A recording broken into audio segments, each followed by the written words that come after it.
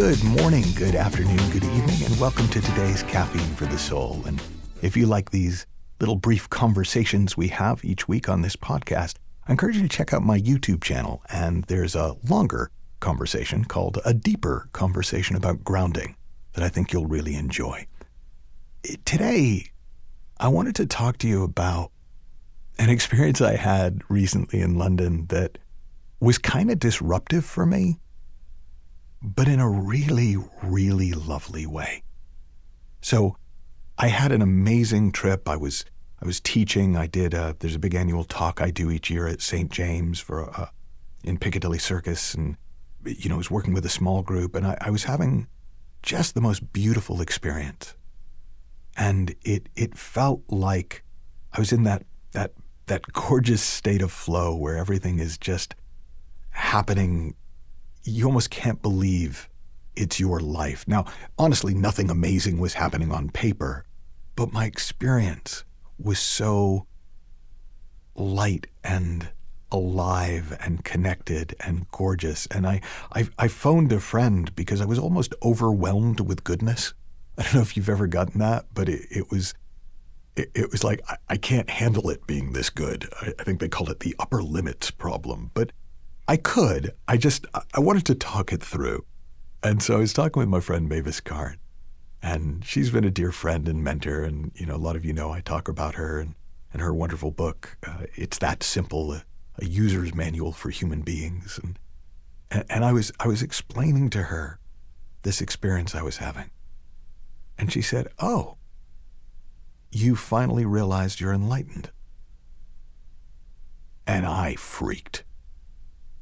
Because that triggered all of my, oh my God, that's so arrogant. That's, who would you think you are? I'm not enlightened, because I know enlightenment has bright lights and you see all things as pure energy and there's a buzzing. And I've read too much probably. And given that you like listening to things like this, you probably have too. But before I could completely dismiss the idea, she pointed out a few things that were helpful to me. And she said, all I mean by enlightened is that you're made of the light. You are filled with the light of the world. I mean, literally, you are enlightened. And I went, okay, well, I'm a little more comfortable with that. And then she pointed out that Syd Banks, the Scottish mystic, my first big life-changing epiphany was when I heard Syd say, every human being is sitting in the middle of mental health. They just don't know it. And in that moment, I realized that despite the years and years of depression and anxiety and suicidal ideation, paranoia, I was fine. I just thought 24/7. And all that thinking kind of created a lot of problems in my head. But underneath it, who I fundamentally was as good as new, untouched.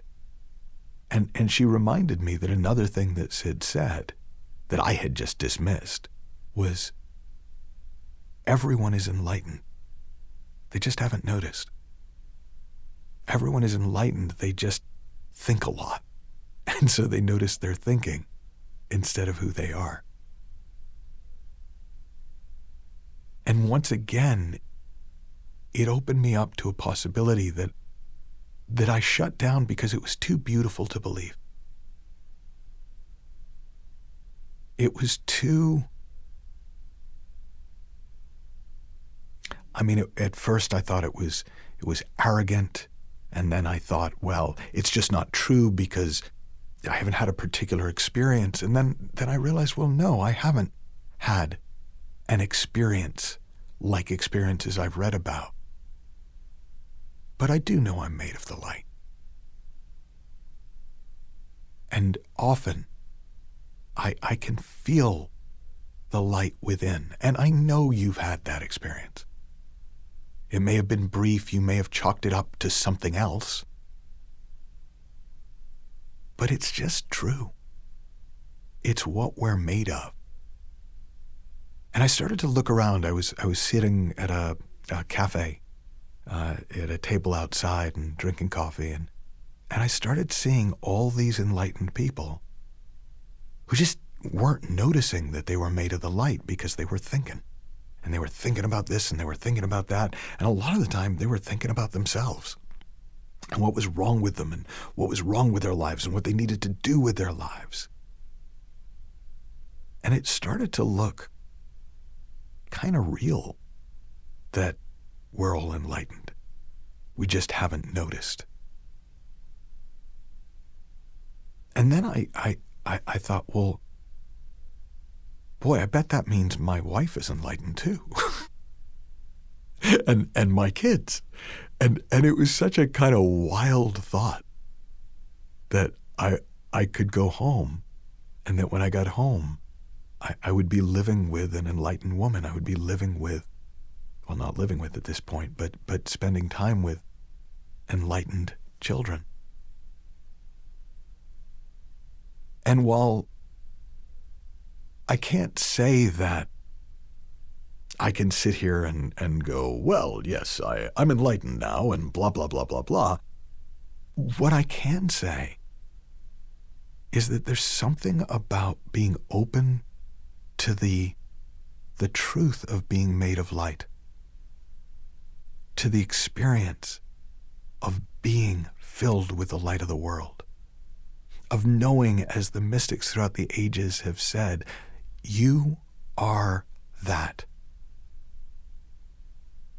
I was talking with my agent about a new book that I'm working on, and we've been playing with titles and kind of we came up with a title where I don't think we're going with this one for obvious reasons, but we wrote out the title, and the title was "You Are God**.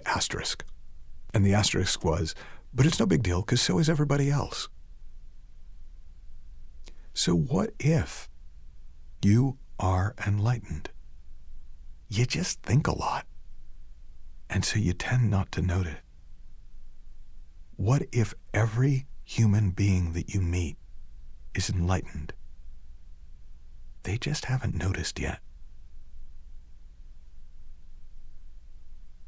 And rather than think about it, argue with it, try and own it, I encourage you to just sit with it. See what it does for you. See what it does to you. Consider the possibility that you really are made of the light. And so is everybody else. And that's kind of a big deal. Have fun, learn heaps, happy exploring, and I'll talk with you soon.